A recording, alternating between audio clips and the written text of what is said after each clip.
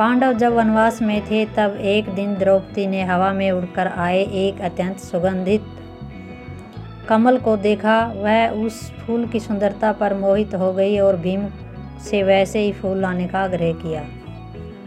अपनी पत्नी की इच्छा पूरी करने के लिए भीम गंधमादन पर्वत की ओर निकल पड़े। भीम को अपनी शारीरिक शक्ति पर बहुत गर्व था। उन्हें लगता था कि संसार में उनसे बलवान कोई नहीं। रास्ते में भीम ने देखा कि एक बूढ़ा बंदर बीच रास्ते में अपनी पूंछ फैलाकर लेटा हुआ है।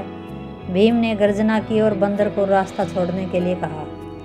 बूढ़े बंदर ने धीरे से अपनी आंखें खोली और कहा, हे वीर, मैं बूढ़ा और बीमार हूँ, मुझ में हिलने की शक्ति नहीं है। अगर तुम्हें आगे जाना है तो मेरी पूंछ हटाकर किनारे कर दो और निकल जाओ। भीम को लगा कि एक मामूली बंदर की पूंछ हटाना कौन सी बड़ी बात है। उन्होंने मुस्कुराते हुए अपने बाएं हाथ से पूंछ हटाने की कोशिश की, लेकिन पूंछ टस से मस नहीं हुई। भीम हैरान रह गए। उन्होंने अपने दोनों हाथों से पूरी ताकत लगा दी। उनका चेहरा लाल हो गया और पसीना बहने लगा, लेकिन वह पूंछ को 1 इंच भी नहीं हिला सके। भीम समझ गए कि यह कोई साधारण वानर नहीं है। भीम ने हाथ जोड़कर क्षमा मांगी और पूछा, हे महानुभाव, आप कौन हैं? कृपया अपना असली परिचय दें। तब वह बूढ़ा वानर अपने असली विशाल स्वरूप में प्रकट हुआ। वे स्वयं पवन पुत्र हनुमान जी थे। हनुमान जी ने कहा, हे भाई, मैं तुम्हारा बड़ा भाई हूँ, क्योंकि भीम और हनुमान दोनों ही पवन देव के पुत्र माने जाते हैं। मुझे पता था कि तुम्हें अपनी शक्ति का थोड़ा अहंकार हो गया है, इसीलिए मैं यहाँ तुम्हारी परीक्षा लेने आया था।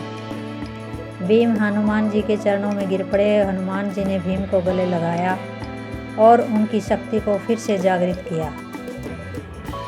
हनुमान जी ने भीम से कहा कि वे इस समय युद्ध में नहीं उतरेंगे, क्योंकि वह युग उनके लिए नहीं, लेकिन वे अर्जुन के रथ के ध्वज पर विराजमान रहेंगे। जब तुम युद्ध के मैदान में गर्जना करोगे तो मेरी आवाज़ तुम्हारी गर्जना में मिलकर शत्रुओं के हृदय को हिला देंगी। यही कारण है कि अर्जुन के रथ को कपिध्वज कहा जाता है, जिसकी रक्षा स्वयं हनुमान जी कर रहे थे। यह कथा हमें सिखाती है कि इंसान को अपनी शक्ति या योग्यता पर कभी घमंड नहीं करना चाहिए, क्योंकि ईश्वर के पास अहंकार को तोड़ने के कई तरीके होते हैं। जय श्री कृष्ण।